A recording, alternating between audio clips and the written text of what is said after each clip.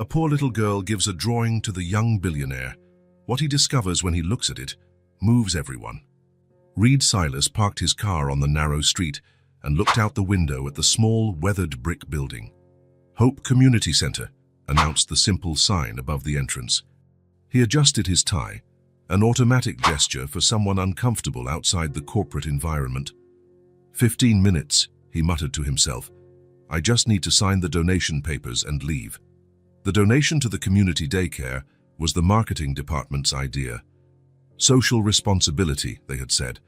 Good publicity, Reed mentally translated. Not that he cared.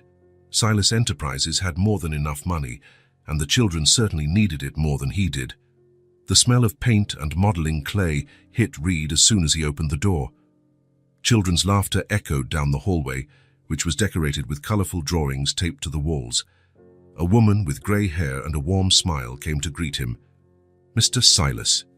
What a pleasure to finally meet you. I'm Martha, the coordinator. Your donation is going to make such a difference for our children. Reed offered a rehearsed smile, the same one he used in business meetings. It's a pleasure to be here. Would you like to meet the children before we sign the documents? They're very excited about your visit.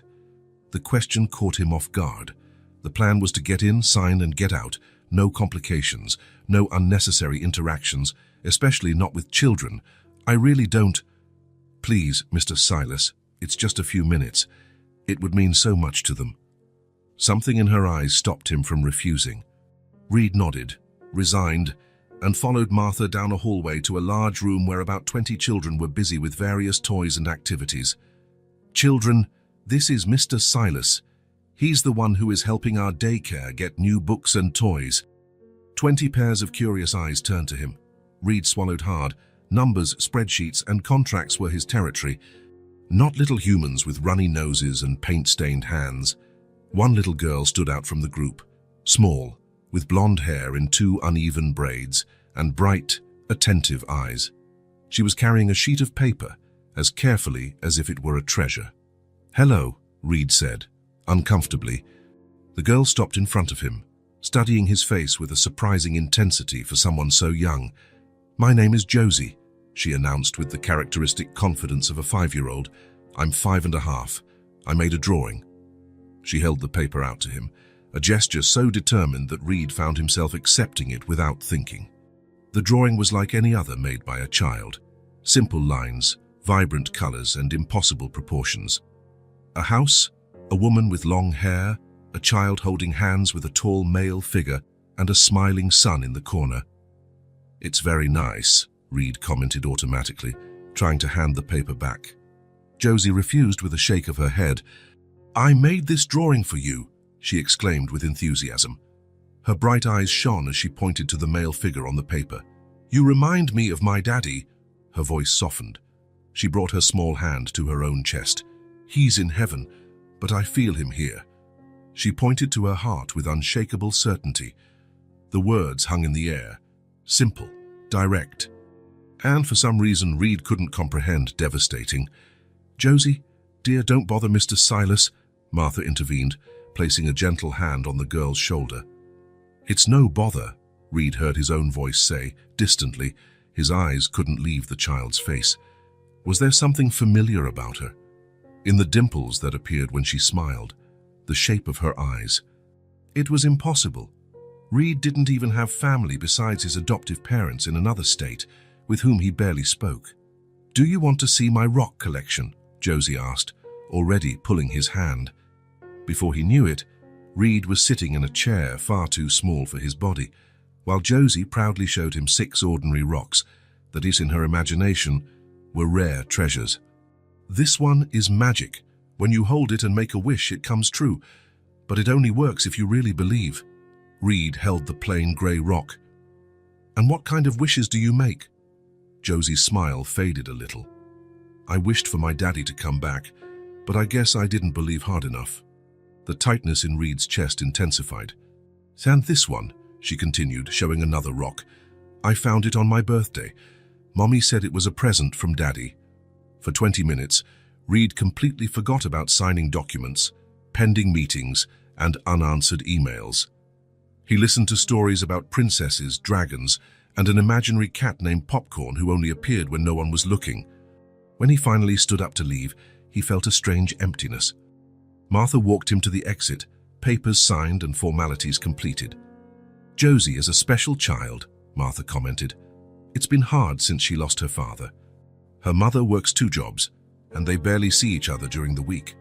Reed nodded, unable to articulate the confusing mix of feelings he was experiencing. "Thank you again for the donation, Mr. Silas." In the car, Reed looked at the crumpled drawing in his hands. The phrase echoed in his mind. "He looked just like you." Why did it affect him so much? Why did he feel an inexplicable connection to a child he had just met? Reed started the car and drove back to the office, but he knew something had changed. The feeling that there was a truth waiting to be discovered wouldn't leave him. "You remind me of my daddy." The sentence seemed simple. Kids say things like that all the time, don't they? They confuse faces, make up stories, imagine connections. So why had those words pierced so deeply through an armor he didn't even know he was wearing? Reed had no answers. Not yet. But for the first time in years, he felt an urgency that wasn't related to business or money.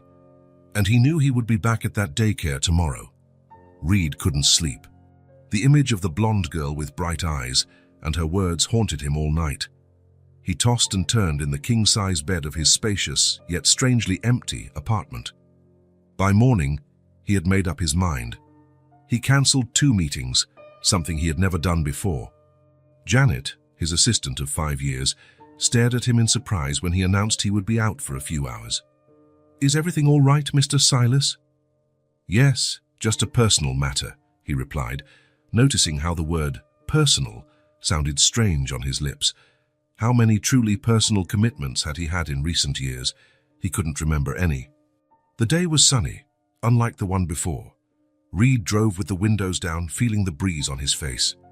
The Hope Community Center looked more welcoming in the morning light. Or maybe it was just his perception that had changed. Martha greeted him with a surprised smile. "Mr. Silas, we weren't expecting to see you again so soon. He hesitated, realizing he hadn't planned an explanation. "I wanted to see how the children are using the new materials." Of course. They're on the playground now. It's snack time. And then they'll have free time." Reed walked down the hallway, passing small but organized rooms. Light streamed through the windows, illuminating colorful drawings and alphabets on the walls. He reached the playground, a modest space with a few toys and a covered area with tables for meals. 20 pairs of eyes turned to him, and then a cry of joy. "Mr. Reed!" Josie ran towards him, her blonde hair bouncing with each step, a huge smile lighting up her face. She stopped just a few inches from him, as if suddenly remembering some rule of conduct. "You came back!" The sincerity of her joy completely disarmed him. When was the last time someone was genuinely happy to see him? "I came back," he confirmed, surprised by the smile that appeared on his own face. A real smile, not the rehearsed one he used at corporate events. "Want to see my snack? I have chocolate chip cookies." Josie took his hand without hesitation and led him to one of the tables where she was sitting. Reed sat awkwardly on the small bench beside her, his long legs barely fitting under the table. Josie opened her unicorn lunchbox and proudly showed off her treasure, 4 slightly broken chocolate chip cookies. "My mom made them last night. Want one?" Reed accepted the offered cookie, noticing it was homemade. He took a bite, tasting the simple, sweet flavor. "It's delicious.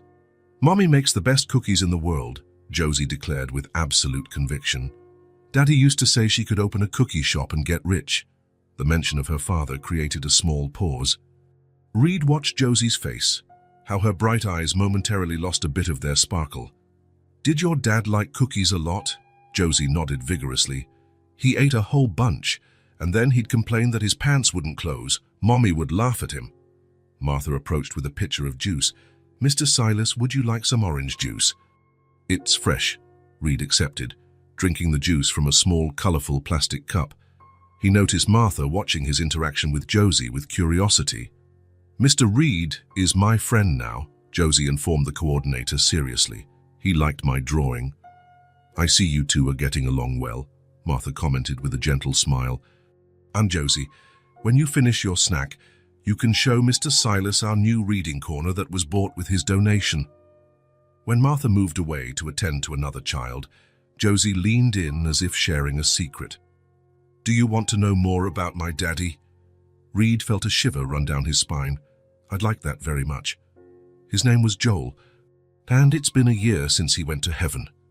Josie fiddled with the edge of her napkin as she spoke. Mommy said it was a car accident. A bad man was driving too fast and hit Daddy's car.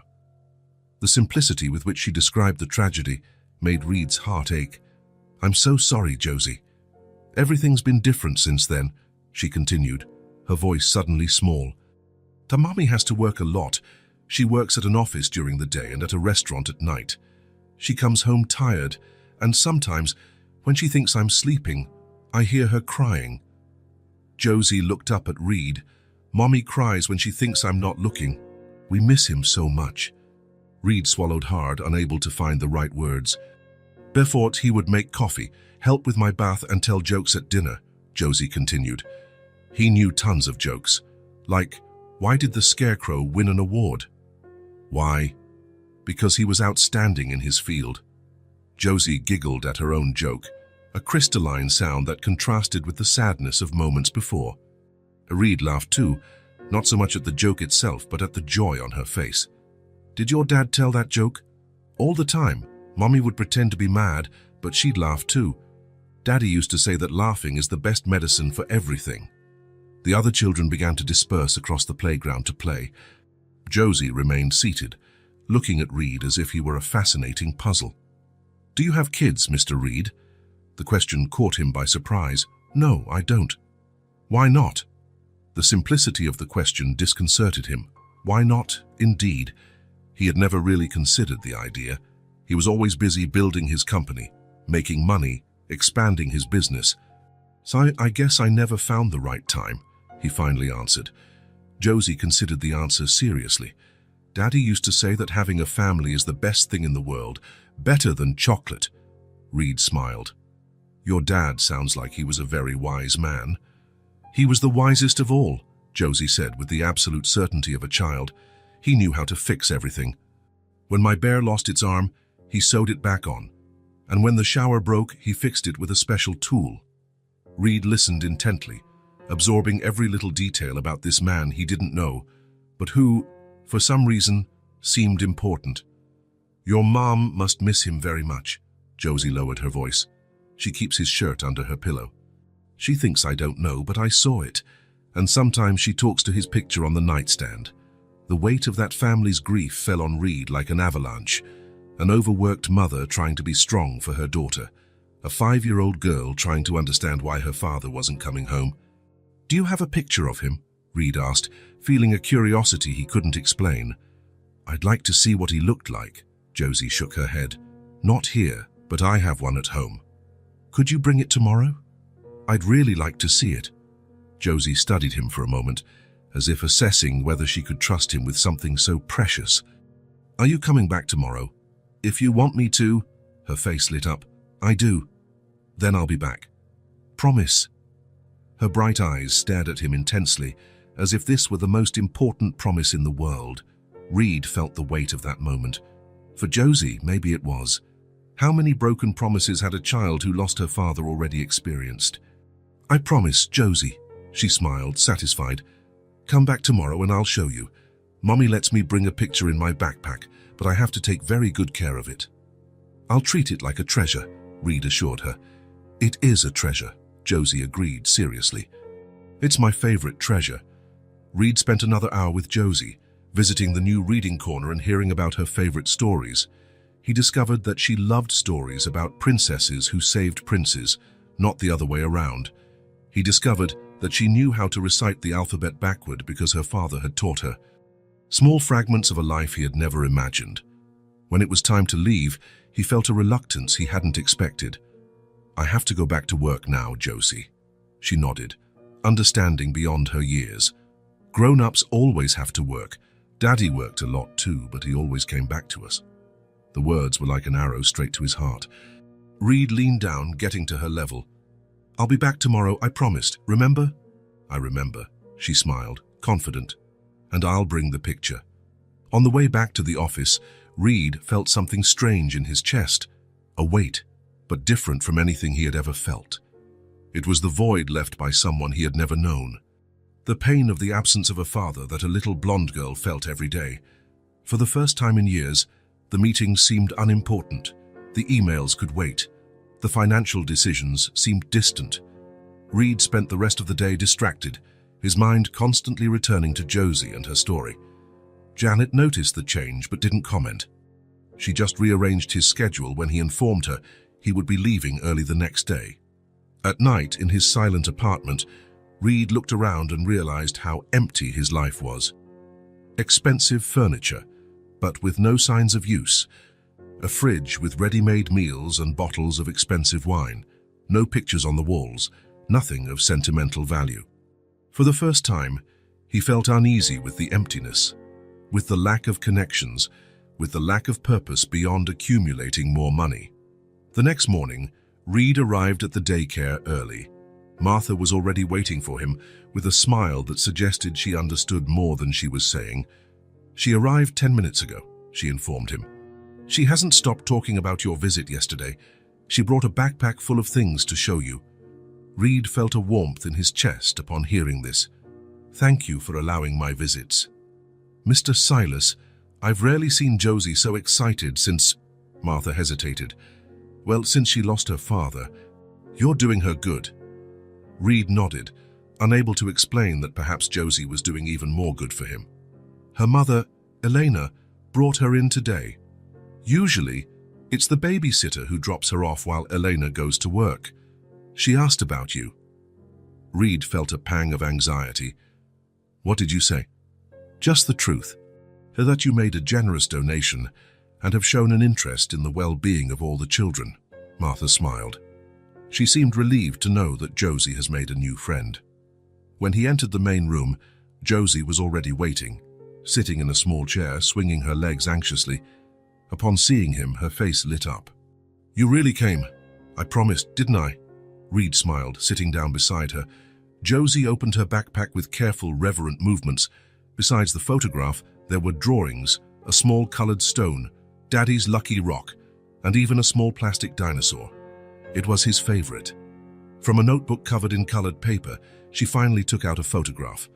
She held it for a moment, as if hesitant to share something so precious.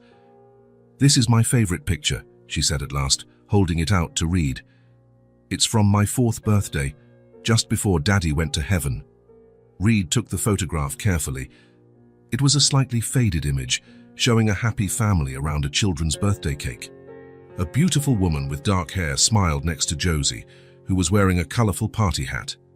And next to them, Reed froze. The blood seemed to drain from his face. The man in the picture, Joel, was identical to him. Not just a casual resemblance, as sometimes happens between strangers. It was like looking in a mirror. The same face shape, the same nose, even the slightly crooked smile to one side. The only noticeable difference was that Joel wore his hair a bit longer and had a short beard that Reed did not. Josie. His voice failed. Your father. See? I told you he looked just like you, Josie exclaimed, not noticing the shock on Reed's face. Everyone says I look like Mommy, but I have Daddy's eyes. She pointed to her own bright eyes, then to the man's in the photo. The same eyes Reed saw every morning in the mirror. What was your father's full name? Reed asked, trying to keep his voice steady. Joel Silas, Josie replied, taking the photo back and holding it affectionately. He was the best dad in the world, Silas. The same last name. It couldn't be a coincidence. And did he have any brothers or sisters? The question escaped his lips almost involuntarily. Josie shook her head. He said it was just him and Grandma Nora. But Grandma lives far away now. Reed felt the room spin. His mind raced with possibilities, questions, theories. Who was Joel really? Who was Nora, and how did he, Reed, fit into this story? He said he was going to teach me everything, Josie continued, running her small fingers over her father's image. How to ride a bike, and swim, and do hard math. Her voice grew quieter. but he left too soon. Reed felt an overwhelming emotion swell inside him. A mix of shock, confusion, and an inexplicable sadness for someone he had never met, but who was somehow connected to him. He told me, before he went to heaven, that I would be the smartest girl in school, and that even when he wasn't here, he would always be looking out for me. Josie hugged the photo against her chest. "Do you think he can see me from heaven?" Reed felt a lump in his throat. "I'm sure he can, Josie." In that moment, something awakened inside Reed. It wasn't just curiosity. It wasn't just compassion for a child who had lost her father. It was a deep, visceral impulse, a call he couldn't ignore. He needed to know more. He needed to understand this impossible connection. And more than that, he needed to do something. For the first time in his life, Reed Silas felt there was something far more important than contracts and profits. There was a little girl with eyes just like his who had lost a father identical to him, and somehow, he knew his life would never be the same. Reed drove for 3 hours without stopping. The road to his parents' house was long and monotonous, but he barely noticed the scenery. His mind was filled with questions that needed answers. The rental car parked in front of the suburban house where he grew up. 2 stories, a well-kept garden, a 2-car garage, the same house as always. But today it seemed different, as if it held secrets he had never noticed. Margaret and Thomas Silas greeted him with surprise. Unannounced visits were not Reed's style. "Son, what a wonderful surprise." His mother hugged him tightly. "Why didn't you let us know you were coming? I would have made your favorite cake." Reed accepted the hug but couldn't return it with the same enthusiasm.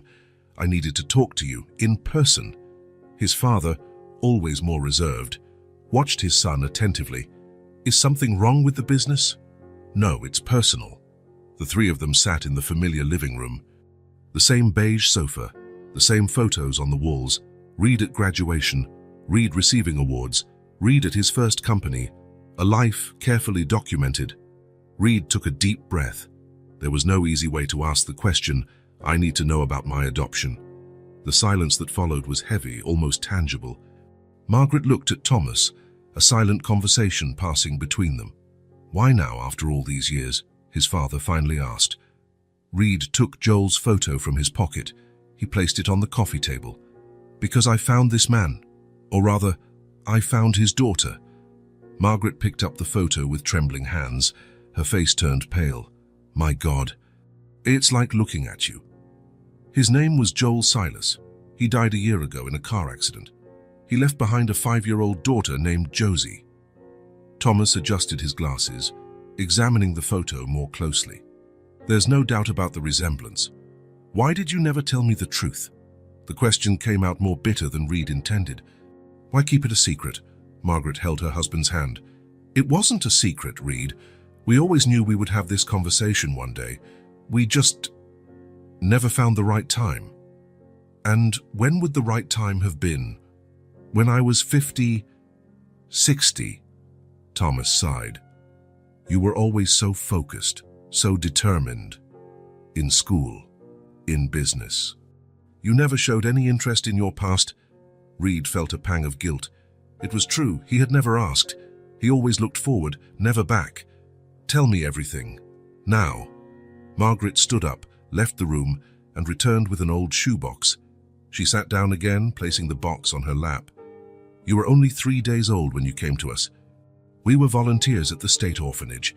We had been trying to have children for years." Her voice trembled slightly. "When the social worker called us saying there was a newborn baby, we knew it was our moment." She opened the box, revealing a yellowed envelope, a pair of tiny socks, and a hospital identification bracelet. "This is all you came with." There was no letter, no names of your biological parents. Reed picked up the bracelet. It was so small it barely fit on his finger. "So there are no records?" Thomas shook his head. "Just the basics. You were left on the orphanage's doorstep during the night. The social worker estimated you were 3 days old. You were well cared for, clean, fed. Whoever left you did it with a lot of love and probably a lot of pain."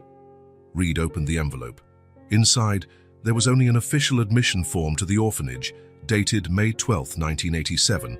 In the description, a single line, newborn, left at the door. And the last name, Silas? We gave it to you, Thomas replied. So your name on the record was just Baby Doe. Reed felt a void grow inside him. There was no story, no connection, just a blank page. And was there never any attempt at contact? Did no one look for me? Margaret shook her head. Never. But the adoption process was completely legal. We waited the required period. We did everything according to the law. Reed looked at Joel's photo again. And now I find out I have had a brother. Perhaps a twin brother. Given the resemblance, Thomas observed. The idea hit Reed like a punch. Twins, separated at birth. One adopted by a middle-class family. The other perhaps raised by their biological mother. Two lives that never crossed out until now. I need to go to the orphanage. See if there are more records.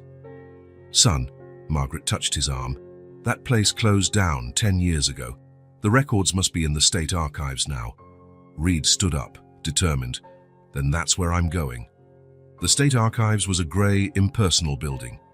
Reed waited for 3 hours until an employee brought the box with the records from the old St. Clair's orphanage. The file with his name was thin, containing only the same form his parents kept, plus a few adoption documents. Nothing new. No clues.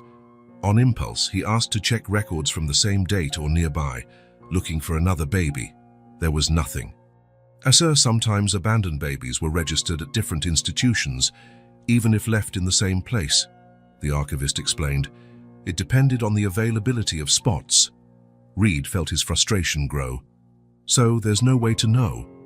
Unless you have the biological mother's name, it's almost impossible to track. Reed closed his eyes for a moment. The image of Josie came to his mind, her bright eyes, so much like his. The drawing she had made, her smile when she saw him return. Thank you for your time, he said, handing the file back. On his way out, Reed looked up at the sky. The sun was beginning to set, painting the horizon orange and pink. Somewhere in the city, Josie was probably having dinner with her mother, telling her about her day, maybe talking about the man who looked so much like her father. He took out his phone. He called Janet. I need you to find everything you can on a Joel Silas and birth, school, work, anything, and also on his mother. Her name is Nora. Is this for a business deal? Janet asked, confused by the unusual request. No, it's personal, very personal.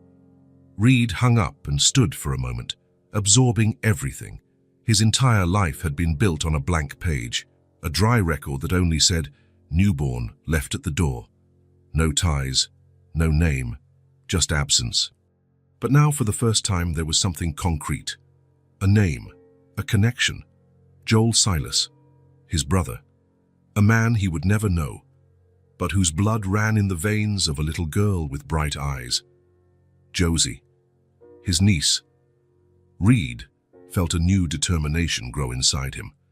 Maybe he would never uncover the whole story. Maybe the details would remain forever in the shadows. But now he had something real, a bond that transcended papers and records. He had his brother's name and his daughter. That changed everything. The rental car picked up speed on the highway back to the city. Reed was no longer just a successful man with no ties. He was an uncle, perhaps the only living relative Josie had besides her mother. The responsibility of that thought was both frightening and comforting, as if, finally, his life had a purpose beyond accumulating professional successes. The road stretched out before him, and for the first time in a long time, Reed Silas knew exactly where he was going. Reed parked his car in front of the small apartment building. The address Martha had reluctantly provided was in a modest neighborhood on the outskirts of the city, nothing like the luxury condos he was used to frequenting. He looked at the passenger seat, where a package wrapped in colorful paper rested. A gift for Josie, a set of children's books he had personally chosen after hours of researching the most recommended for her age. There was also a small bouquet of flowers, nothing extravagant, just simple tulips, for Eleanor. Reed's heart pounded as he climbed the stairs to the third floor. Apartment 307. He stopped in front of the door, hesitant. What if Eleanor didn't want to see him?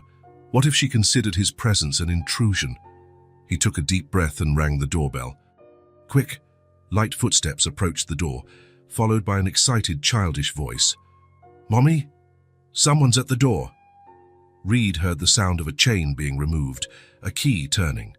The door opened. Josie appeared first, her bright eyes widening in instant recognition. "Mr. and Reed!" She jumped with excitement. Behind her, a young woman with dark hair and delicate features appeared. Elena. The same one from the portrait, though with more tired features, subtle dark circles under her eyes. "You must be Mr. Silas," she said, her voice calm, restrained. "Josie has been talking a lot about you." And then her eyes truly saw him. The color drained from her face. Her hands reached for the doorframe for support. "My God," she whispered.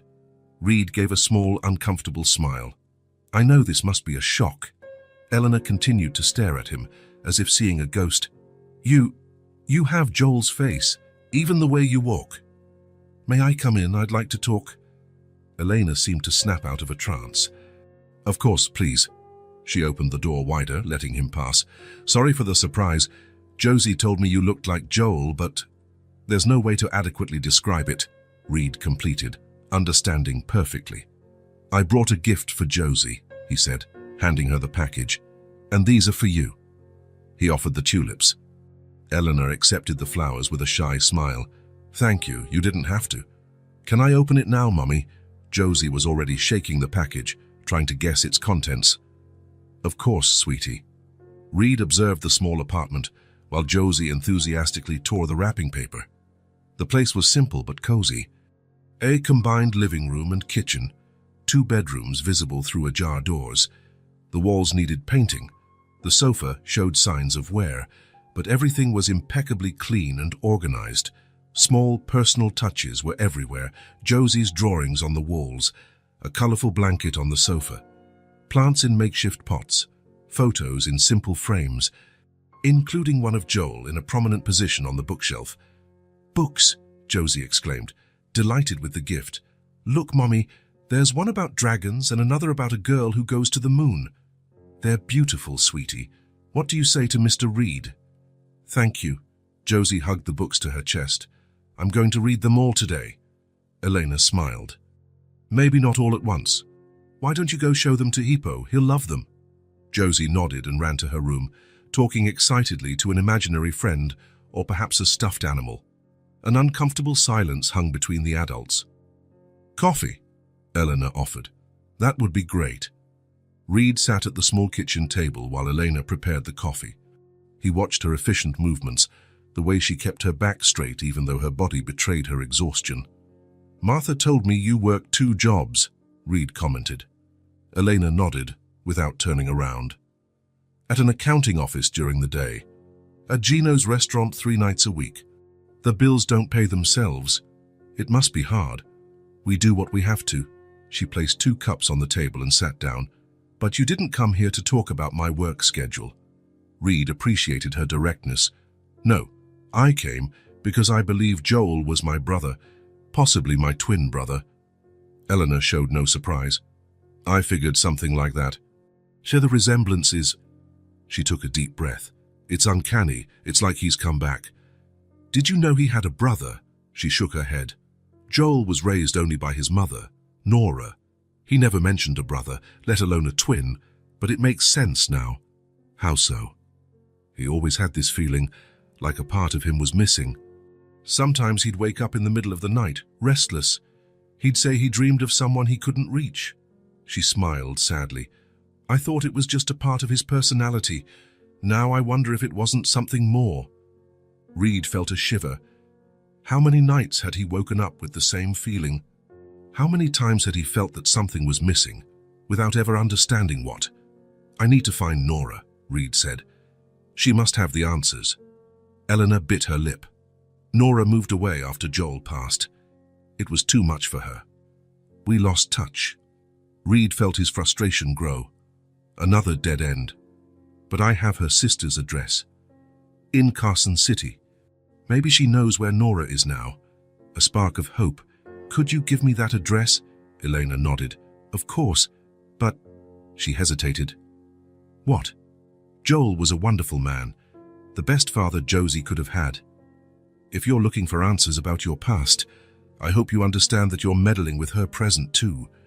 Reed understood the implicit message. Don't hurt my daughter. Don't come into our lives just to disappear later.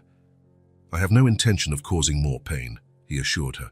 I just want to understand who I am, and to meet the family I never knew I had. Just then, Josie came running back into the room. Mommy, Hippo wants Mr. Reed to read the dragon book to us. Can he? Elena looked at Reed questioningly. It would be an honor, he replied sincerely. Reed didn't plan to start visiting Elena and Josie's home. It happened naturally. First, calls asking if he could visit again. Then, an invitation for Sunday dinner. Soon, he was stopping by 2 or 3 times a week. Each visit revealed more about Josie and Elena's world. A world so different from his, and yet strangely familiar, as if a part of him had always belonged there. On a Tuesday, he arrived after work to find Eleanor dealing with a crisis at the kitchen sink. The plumbing is old, she explained, frustrated, as she tried to tighten a connection with a wrench. The landlord has been promising to fix it for months. Reed took off his jacket and rolled up his sleeves. Can I try? Elena handed him the tool, surprised. You know about plumbing? I worked in construction during college. He smiled at her expression. I wasn't always a man in a suit. While Reed fixed the sink, Josie approached with her sketchbook. Want to see the dragon I drew today? Of course I do. Reed watched attentively as she turned the worn pages of the sketchbook. The pencils she used were small, some almost impossible for adult hands to hold. Still, her drawings were vibrant, full of imagination. That's the best dragon I've ever seen, he commented sincerely. Her face lit up at the compliment. Daddy used to draw dragons for me too. The mention of Joel no longer hurt as much. It was becoming a constant, almost comfortable presence. Reed began to feel like he was getting to know his brother through his daughter's eyes. The following week, he brought a set of professional colored pencils and a new sketchbook. Artists need good tools, he said, seeing Elena's hesitation. It's too expensive, she protested quietly.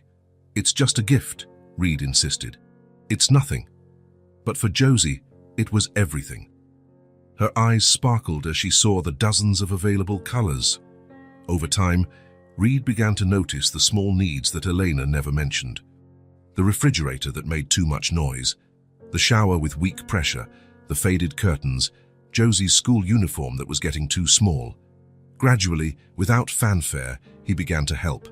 A repair here, a gift there, always discreet, always respecting Elena's pride, who accepted practical help but refused money.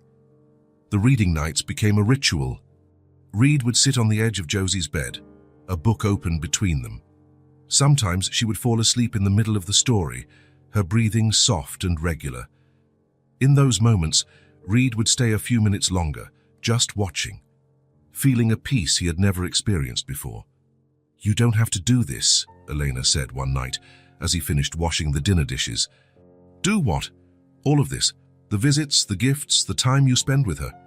Reed dried his hands on the dish towel.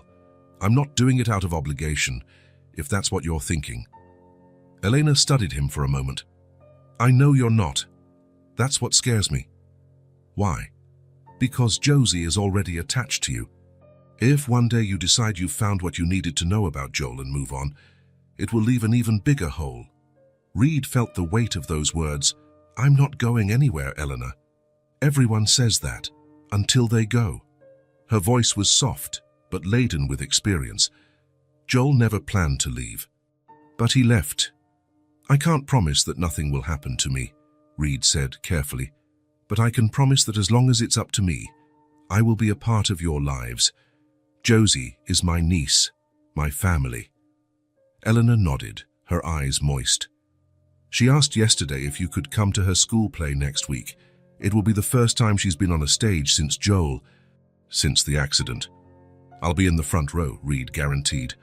A month after his first visit, Reed watched Josie playing on the small living room rug, completely absorbed in creating a city with building blocks he had brought.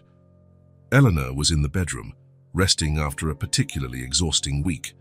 The apartment no longer felt so strange. He knew every corner, every creak of the floor. He knew Elena's routine, Josie's preferences, the problems they faced. He looked at the photos on the bookshelf. Joel smiled from one of them, hugging Elena, with a baby Josie in his arms. A complete family. There was a space next to that photo, an empty space like the one Joel left in their lives. Reed realized then what was happening. Slowly, imperceptibly, he was stepping into that space. Not to replace, no one could replace Joel, but to support, to be a presence, a support, a pillar for Josie, who needed someone to ask about her day, to read stories, to applaud her drawings. For Elena, who had been carrying everything alone since Joel was gone. The bills, the worries, the weight of raising a child without the partner she had chosen for life. Reed had never been needed before. His life was made of transactions, not connections, of business, not people. But here, in this small apartment, with its peeling walls and its indescribable warmth, he was needed. And for the first time in his life, that was enough. Saturday dawned with a light rain, the kind that invites you to stay home.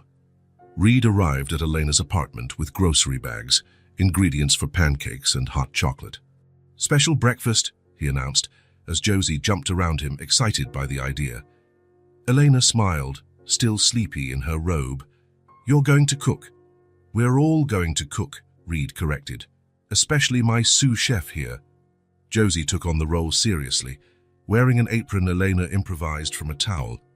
The small kitchen was soon filled with laughter and flour scattered on the counter. While they ate the pancakes, some perfect, others decidedly not, Reed realized how precious these simple moments had become to him. In just a few weeks, his life had changed completely. The business meetings, the dinners at expensive restaurants, the international trips, it all seemed to belong to another life, another person. "Can I show my special treasure to Uncle Reed, Mommy?" Josie asked, after meticulously cleaning her plate. Elena hesitated for a moment. "So of course, sweetie." Josie ran to her room and returned carrying a shoebox decorated with colorful stickers and glitter. She sat next to Reed on the sofa and opened the lid with reverent care. "This is where I keep the most important things in the world," she explained, with the seriousness only children can muster for solemn matters. Inside the box was an eclectic collection: seashells, colored rocks, a butterfly-shaped brooch, some hair ribbons, a small worn-out plastic dinosaur, and an envelope with photographs. "These are my favorite pictures of Daddy," Josie said, taking the photos out of the envelope. Reed felt a lump in his throat. It was like looking at his own life in photos he never took. Joel smiling in front of a Christmas tree. Joel holding baby Josie. Joel with a ridiculous birthday hat making a face at the camera. "He always made us laugh," Josie commented, running her finger over her father's image. "Even when he was tired." Reed observed every detail, absorbing information about the brother he never knew. The way Joel tilted his head slightly when he smiled, the way his eyes, so much like Reed's, crinkled at the corners when he laughed. One photo in particular caught his eye. A younger Joel, maybe 17 or 18, next to a middle-aged woman. Both were smiling in front of a modest house. "Who is that with your dad?" Reed asked, pointing to the woman. "That's Grandma Nora," Josie replied, picking up the photo to look closer. "But we haven't seen her in a long time." Reed felt his heart race. Nora, his biological mother. The woman who, for some unknown reason, had separated her children, keeping one and giving the other up for adoption. "She seems nice," he commented, trying to keep his voice casual. "She makes the best cookies ever," Josie stated. "And she has a garden full of colorful flowers. She used to let me help water them." Eleanor approached, sitting in the armchair opposite them. Her gaze met Reed's, understanding the significance of that moment. "Why don't you visit Grandma Nora anymore?" Reed asked, carefully. Josie shrugged, already distracted by another photo. Elena took a deep breath before answering. "After Joel was gone, we lost touch. Life got hard." There was more in that simple sentence than Elena was saying. Reed could feel it. "Josie, sweetie," Elena said, "how about you put your treasure away and watch a little bit of cartoons while Uncle Reed and I talk?" Josie nodded, carefully putting her precious items back in the box. "Can I watch Frozen?" Of course. When Josie was settled in front of the small TV in her room, Eleanor returned and sat next to Reed.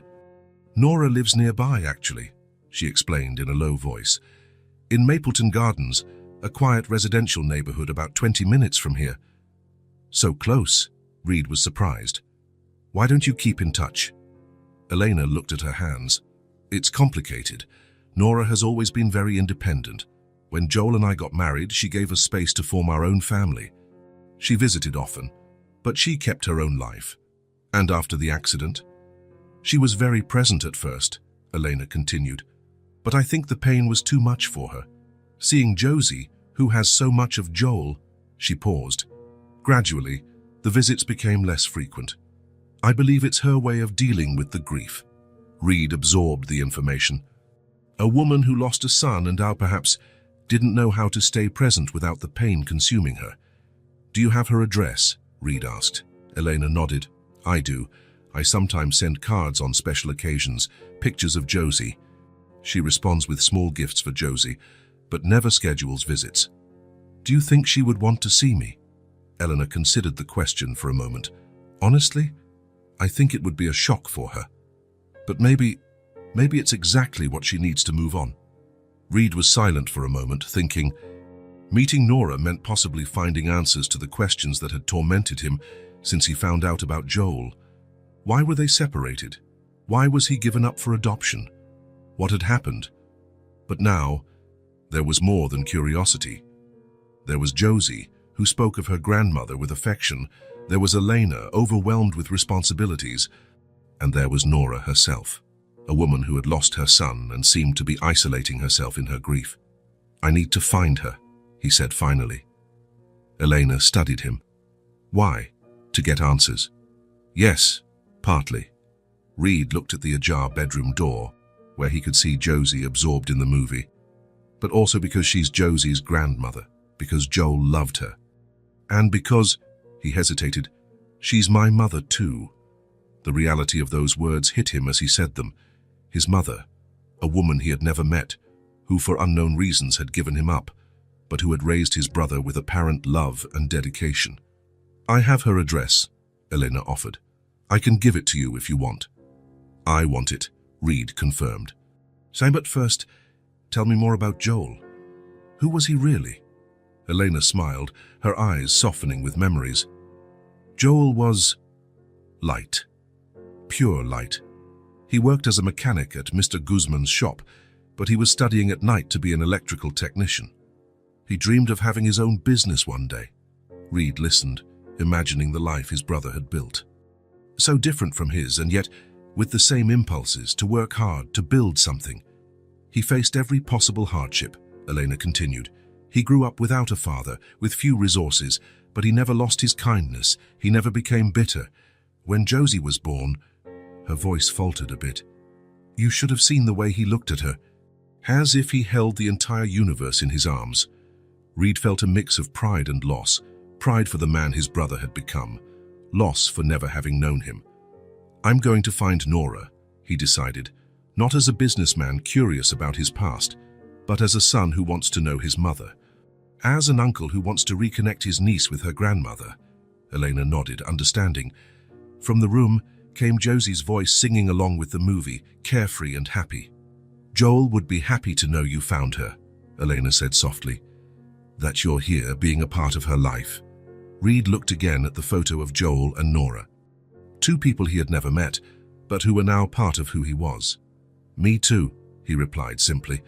Reed parked in front of number 247 Maple Street in Mapleton Gardens. The house was small and simple, with a front garden that had seen better days. The flowers Josie had mentioned were there, but they seemed to lack care. A few wilted petals scattered on the lawn suggested recent neglect. He took a deep breath, feeling the weight of the moment. All his life, he had imagined what this meeting would be like, if it would ever happen at all. Now, on the other side of that modest door, was the woman who brought him into the world and, for reasons he still didn't understand, had given him away. He walked along the small path of irregular stones to the porch. The paint on the door was peeling, and one of the windows had a small crack in the glass. Everything pointed to a house inhabited by someone who had lost interest in maintenance. He rang the doorbell. There was no immediate response. He tried again, this time hearing slow footsteps approaching. The door opened slowly, revealing a woman with grey hair tied in a loose bun. She looked to be in her early 60s, but the lines around her eyes and her stooped posture suggested that life had taken its toll. She wore a faded blue cardigan over a simple blouse. When her eyes met Reed's, she froze, the color completely drained from her face. Her hands trembled, reaching for the doorframe for support. "My God," she whispered, her voice barely audible. "I'm Reed," he said softly. "Reed Silas." Tears began to stream down Nora's face before she could even articulate a response. Her legs seemed to give way, and Reed instinctively reached out to support her. You're the other one," she managed to say between sobs. "I never thought I'd see you." Reed helped her sit in the rocking chair on the porch, kneeling beside her. The resemblance in their eyes was undeniable, the same bright eyes Josie had inherited from Joel. "I found out about Joel," Reed said gently, "and about Josie." Upon hearing her son's name, Nora broke down in more intense tears. "My boy, my Joel. I'm so sorry for your loss." Nora looked at him through her tears, studying every feature of his face. "It's as if he's here. We're exactly alike. May I come in? I'd really like to talk." Nora nodded, drying her eyes with the sleeve of her cardigan. Of course. Forgive the mess. I haven't had visitors in a long time." The inside of the house confirmed the external impression. It was clean, but revealed neglect. Piles of unopened mail on the kitchen table, dishes in the sink, closed curtains that blocked out natural light. The air was stuffy, like a place that had been closed up for too long. Nora led him to the small living room, where photographs of Joel dominated every available surface. Baby Joel, child Joel, adult Joel with Elena and Josie.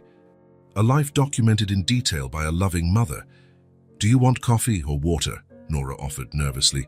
"Don't worry about me. Please, sit down." They settled on the worn-out sofa. Nora kept her hands clasped in her lap, as if trying to control herself. "How did you find me?" she asked. "Through Josie. I met her at the daycare where I made a donation. She said I looked like her father."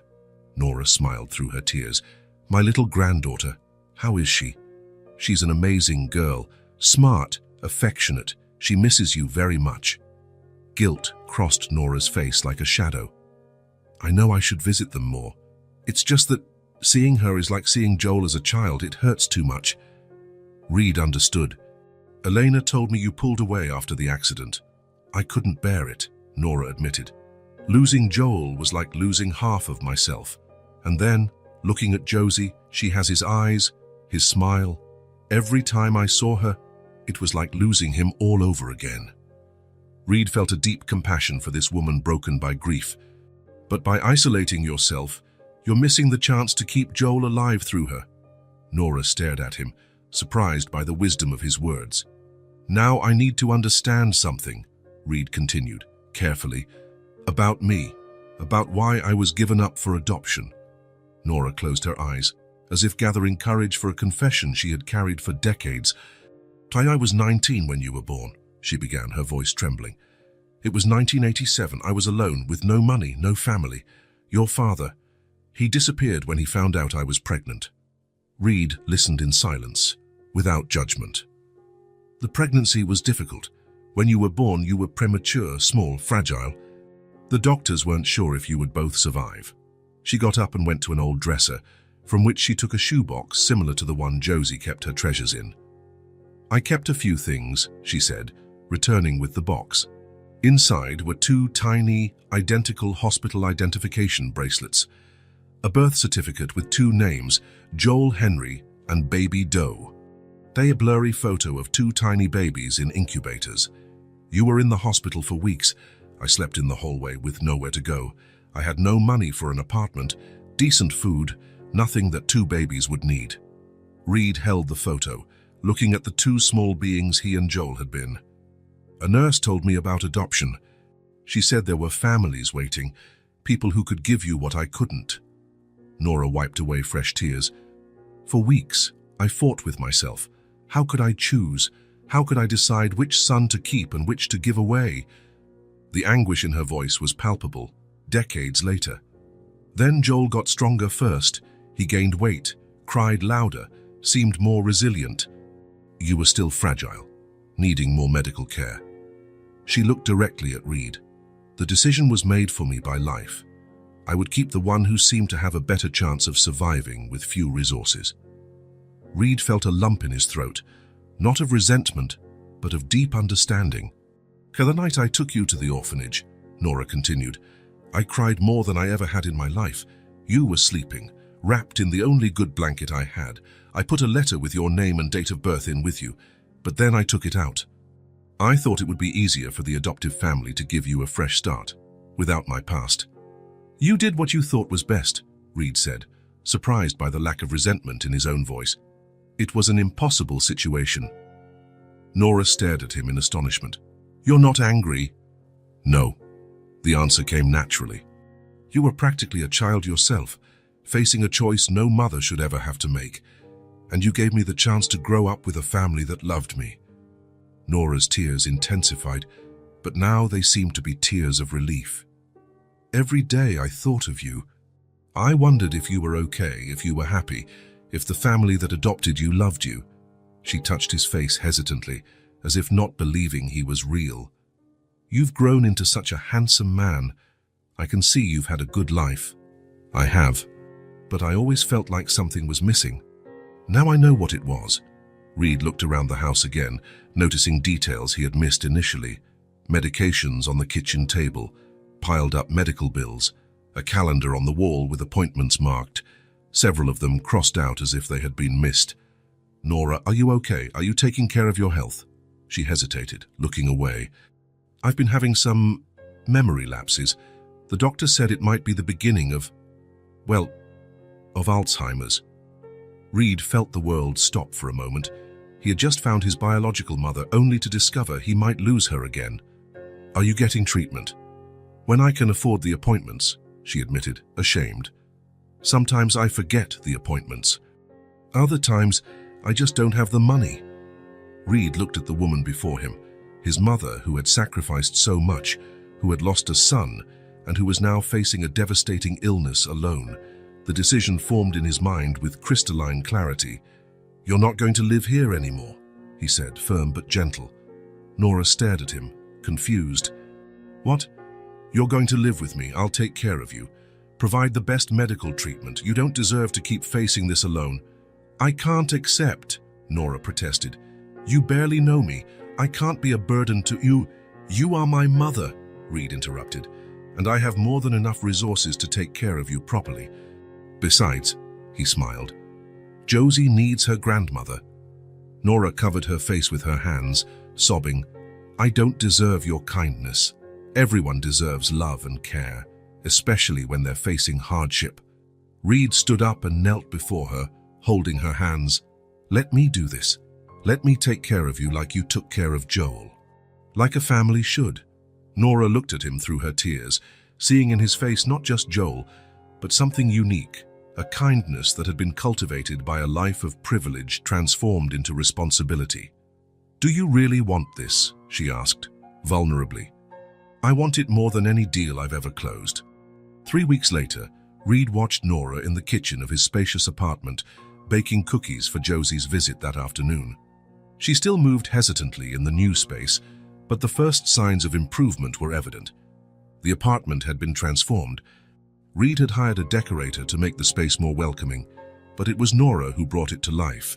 Plants in the windows, family photographs on the walls, the smell of home-cooked food.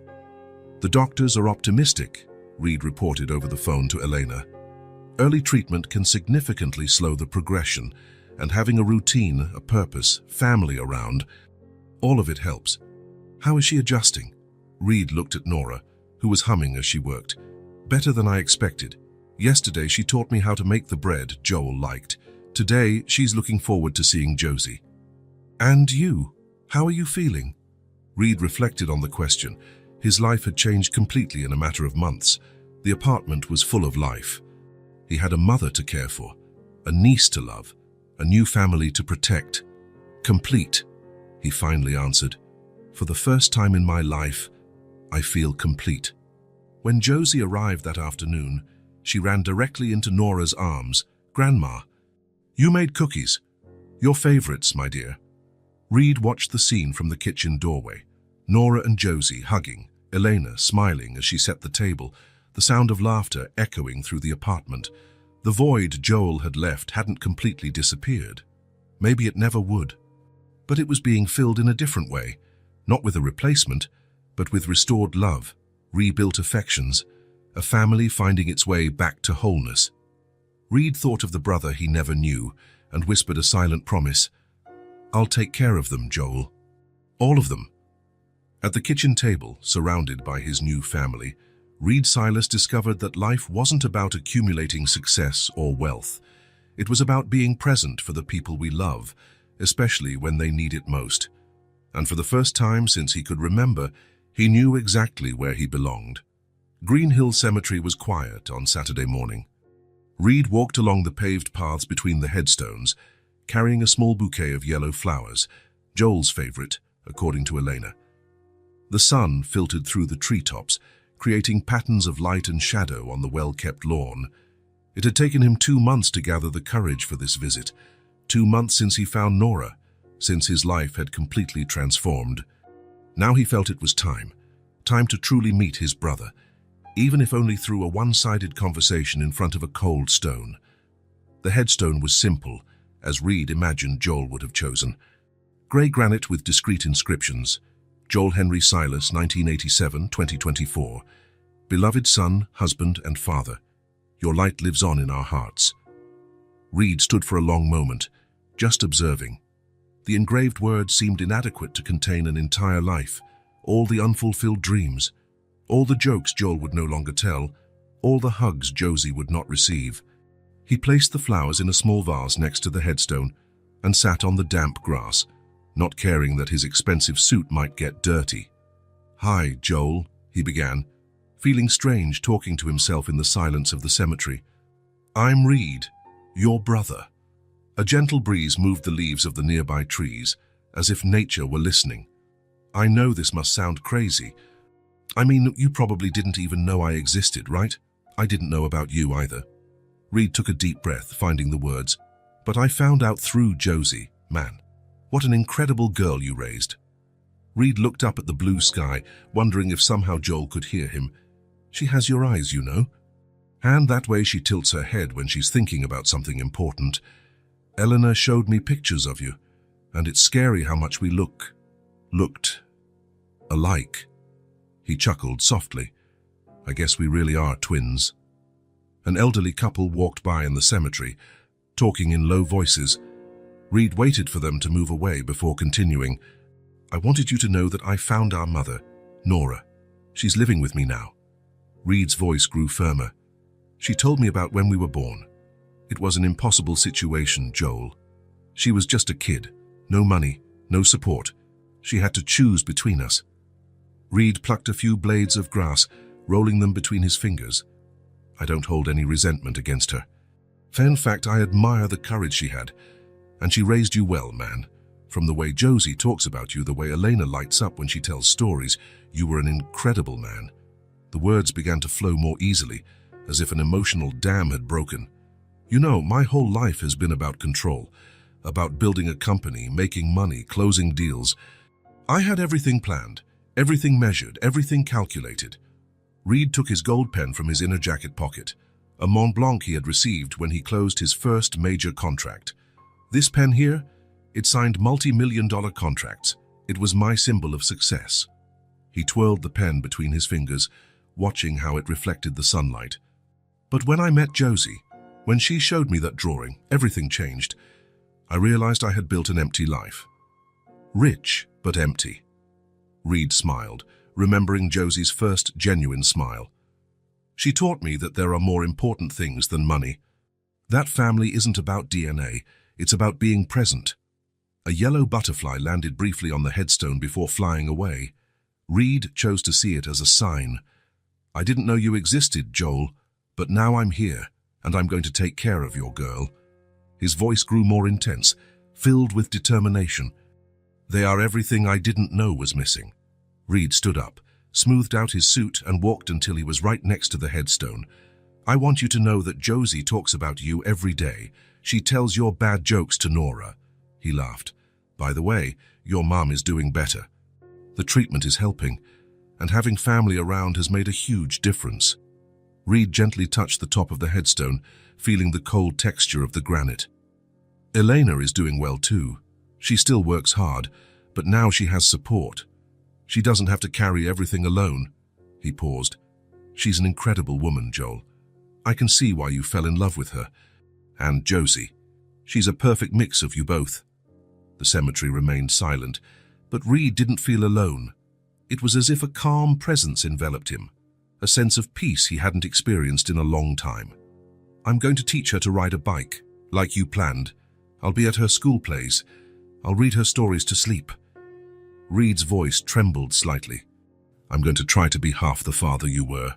Reed held the gold pen for a final moment, thinking of all the important signatures it had made, all the deals it had closed.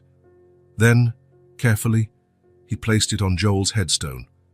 "This represented my old life, a life of control, of calculations, of emotional distance." He took a step back. "I don't need it anymore. I've learned that the most important things in life can't be controlled or planned. They just happen." A cloud passed over the sun, creating a temporary shadow before the light returned, brighter. "I promise I will protect your family, Joel. Our family." Reed took a deep breath.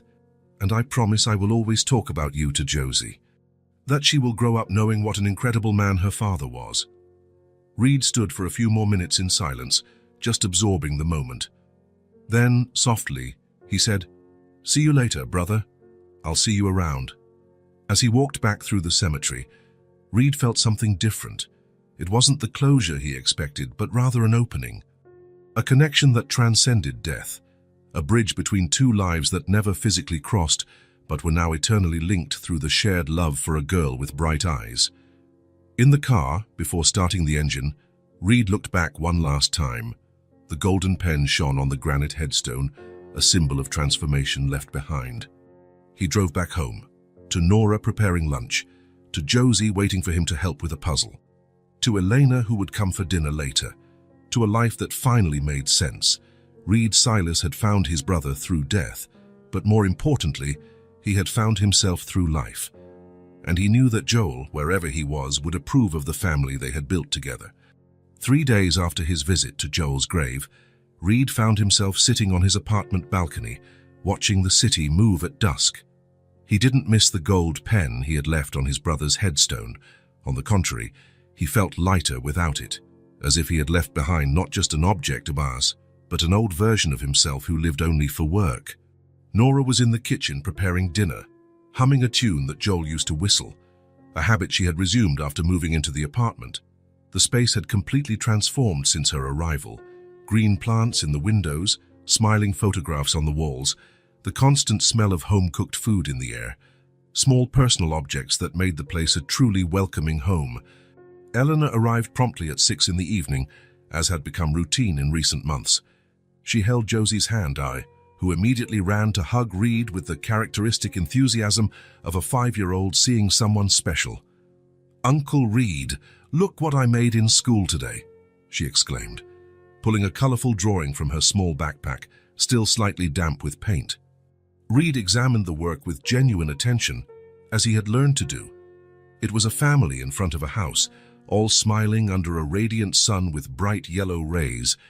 He immediately recognized the figures: Elena with her long, dark hair, little Josie beside her with her characteristic braids, Nora with her gray hair in a bun, and an ethereal figure in the sky with a gleaming golden halo, Joel, watching from above with a protective smile. "It's beautiful, Josie. Who are all these special people?" "Our family," she replied with absolute naturalness. "Mommy, me, Grandma Nora, and Daddy in heaven looking after us." Reed noticed there were only 4 figures in the drawing. He wasn't included. Dale Smaller's unexpected pang in his chest made him realize how accustomed he had become to being part of that core.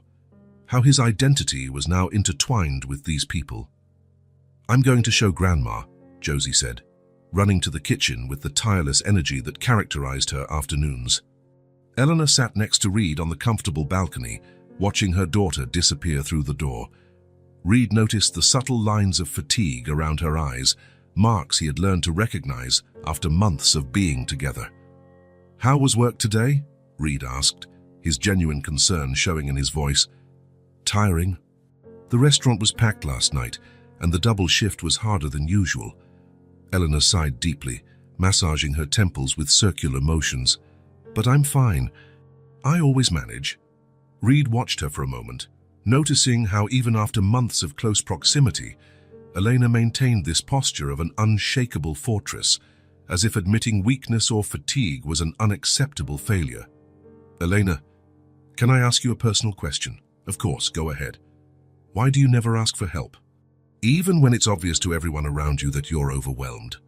She laughed softly, but there was no real humor in the sound. It was more of a defense mechanism. "I guess I learned not to expect someone to show up and solve my problems. After Joel was gone, it was just me and Josie against the world. But it's not just the two of you anymore." Elena looked at him, something deeply vulnerable in her gaze, as if she were considering for the first time the possibility of sharing the weight she carried. "I know. It's strange, actually. I've been carrying everything alone for so long that sometimes I forget I can share the burden with someone." Nora appeared at the door, drying her hands on the floral apron Reed had bought for her.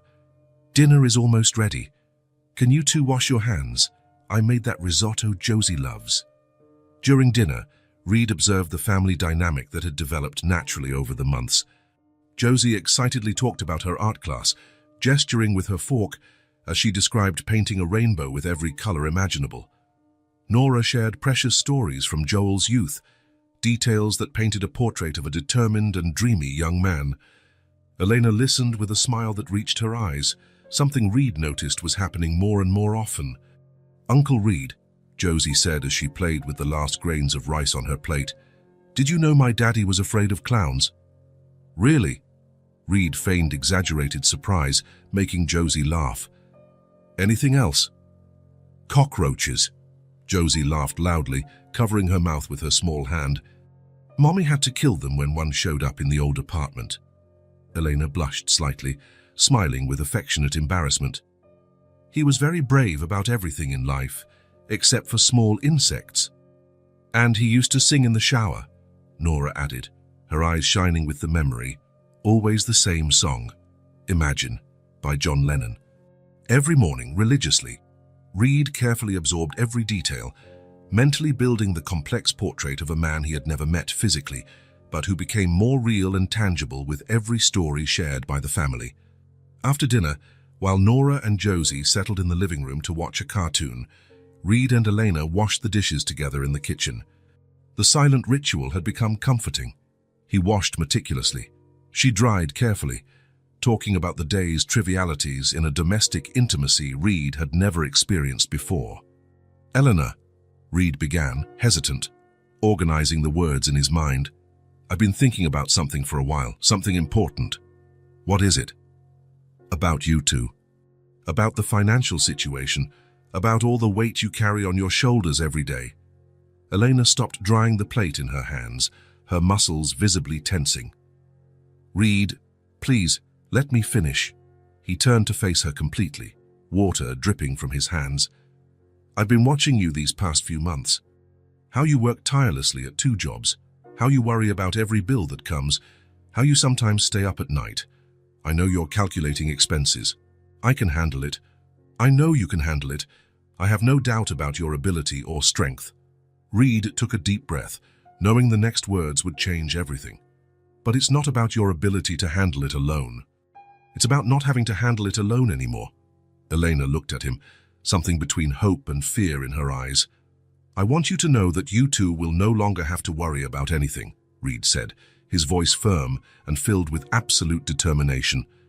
"Josie will have everything she needs, the best private school, music lessons if she shows interest, dance, art, any activity that sparks her curiosity.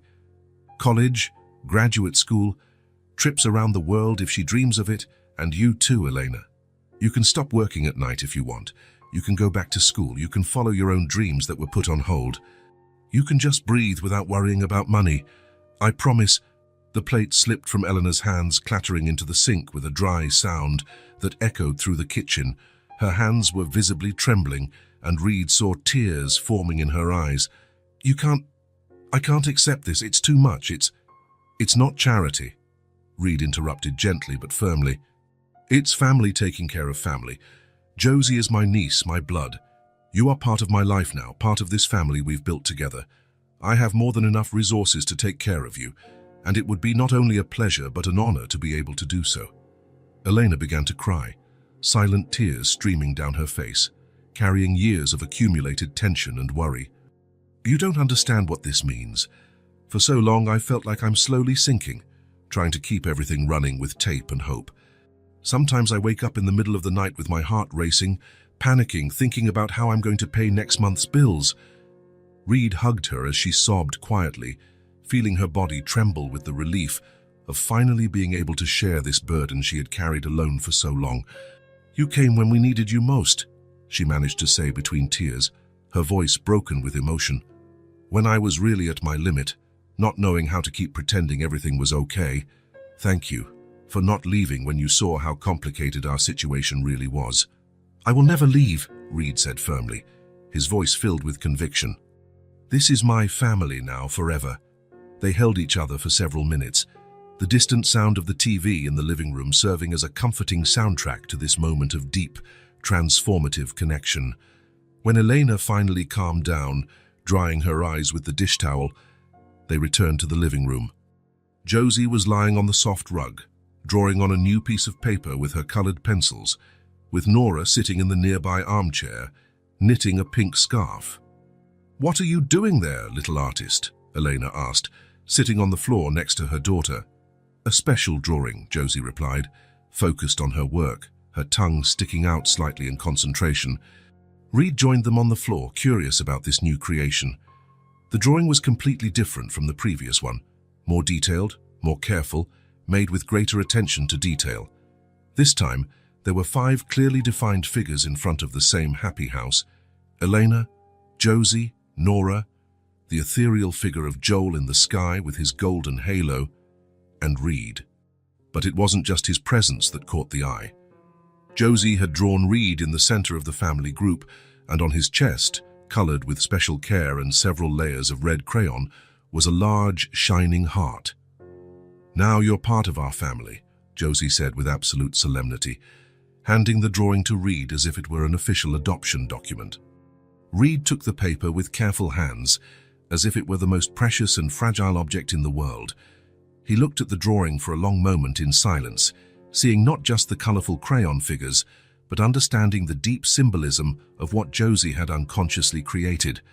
She had placed him at the center, not as a substitute for Joel, but as a new, essential piece that completed the family's emotional puzzle. Elena watched his reaction attentively, fresh tears shining in her eyes. Nora had completely stopped knitting and was looking on with an emotional smile that lit up her entire face. Reed hugged the paper to his chest in absolute silence, unable to find adequate words to express the magnitude of what he felt in that moment. Being accepted by a 5-year-old child as an integral part of her family was, in some inexplicable way, more significant than any professional achievement he had ever attained. "A thank you, Josie," he managed to say finally, his voice slightly hoarse with emotion. "It's the most beautiful and important gift I've ever received in my entire life." Josie smiled with pure satisfaction, clearly proud of the reaction she had provoked. "Can I put it on the fridge for everyone to see?" "Of course you can. In fact, I'm going to buy a special frame for it." She ran to the kitchen with characteristic energy, and Reed heard the familiar sound of tape being unrolled. When she returned a few minutes later, she had a proud and accomplished smile on her face.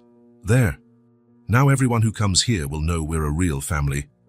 The rest of the evening passed in a comforting and warm calm. Josie showed Reed her favorite book about a brave princess, insisted he read with different voices for each character, then gradually fell asleep on the sofa between him and Elena. When the inevitable time came for Elena and Josie to leave, Reed felt the familiar reluctance he experienced every time they departed. "Elena," he said as she put a sleepy Josie in the car, "how about you two come for lunch here on Sunday? I can try to cook something special." "You cook?" she asked, genuinely amused. "I'm learning from Nora." "I'm not good yet, but I'm very enthusiastic." Elena laughed genuinely. "We'd love to come. Josie will be thrilled." The following Sunday, Reed woke up early and spent the entire morning in the kitchen with Nora, patiently learning to make the handmade pasta she said was Josie's favorite dish. His hands, so used to holding elegant pens and shaking hands in meetings, were clumsy with the sticky dough. "You're getting better with every try," Nora encouraged. "Your optimism isn't very convincing," Reed laughed. Joel was terrible in the kitchen at first too. He burned 3 pans trying to make scrambled eggs. Elena and Josie arrived promptly at noon, bringing homemade dessert and colorful flowers. The table was carefully set with what Reed considered his best attempt at creating a homely atmosphere, matching napkins, lit candles, soft music. During the lively lunch, Josie shared that she had told a friend from school about her Uncle Reed, who appeared from the sky just as Daddy went to the sky. "She said that's pure magic," Josie reported seriously. "Maybe it is magic," Elena said, looking at Reed with a special smile. After lunch, while Elena and Nora cleared the kitchen, Reed called Josie to the balcony. "Josie, can I show you something very special?" She nodded vigorously. Reed led her to the small outdoor space, where he had left a surprise covered by a white sheet. With a theatrical flourish, he pulled off the fabric, revealing a small, vibrant pink bicycle, decorated with fluttering, colorful ribbons on the handlebars and a small wicker basket in the front. Josie's eyes widened in astonishment. "Is it really mine?" "It's all yours. I thought it might be the perfect time to learn how to ride a bike."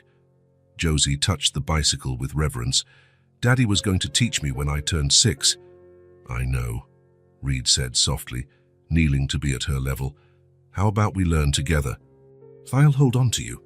Josie looked at him for a long moment, her bright eyes shining with an emotion and determination that simultaneously reminded him of Joel and her own unique personality.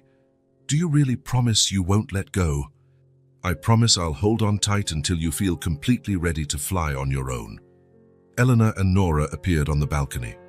Seeing the bike, Eleanor brought her hands to her mouth, moved. "Reed, you didn't have to do this." "I really wanted to," he said simply. Josie got on the bike with Reed's help, who positioned himself behind, holding the seat and handlebars firmly. She was stiff with nervousness at first, but gradually relaxed as Reed guided her around the balcony. "Am I really riding?" she asked him, excited. "You're riding perfectly," Reed confirmed, smiling. Elena watched from the doorway, tears of happiness in her eyes. Nora stood beside her, both witnessing this special moment. After a few minutes, Josie started to laugh, a crystalline sound that echoed across the balcony. Reed laughed too, feeling a genuine happiness he had forgotten was possible. "Can I try by myself?" she asked after a few laps. "Are you sure?" "I'm sure, but you'll stay close, right?" "I'll always stay close." Reed gradually loosened his grip, keeping only a supporting hand. Josie pedaled with growing determination. "Look, Mommy." "I'm flying," she shouted, her laughter filling the air. In that moment, Reed felt something fundamental complete within him. It wasn't just about teaching a child to ride a bike. It was about being present for the important moments, about creating lasting memories, about being the person Joel would have been. When Josie finally stopped, radiant, she ran to hug Reed. "Thank you for teaching me. Can I ride again tomorrow?"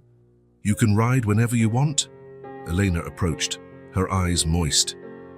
"Joel would be so proud," she said quietly. "I sincerely hope so," Reed replied. That afternoon, as the sun set, Reed looked around. At Nora helping Josie clean the bike, at Elena arranging the flowers, at the drawing taped to the fridge. His life had changed completely. He was no longer the lonely businessman. He was Uncle Reed, Nora's son, part of a family formed in the most unlikely way. And as he watched Josie laugh and plan her next adventures, Reed knew he had found something no money could buy: real purpose, unconditional love, and a place where he truly belonged. They laughed. And they moved forward, together as a true family. If this story touched your heart, subscribe to the channel and turn on notifications so you don't miss the next ones. Leave a like, because it helps this story get recommended to more people. See you in the next story.